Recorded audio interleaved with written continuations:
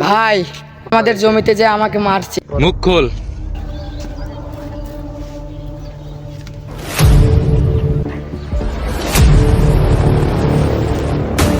এই শুয়োরের বাচ্চার বাড়ি কোথায়? আমার জমিতে আসলো কিভাবে? ওই জমি ওদের। এ জমির ভাব দেখ, এটা শেষ করে ফেলে দে।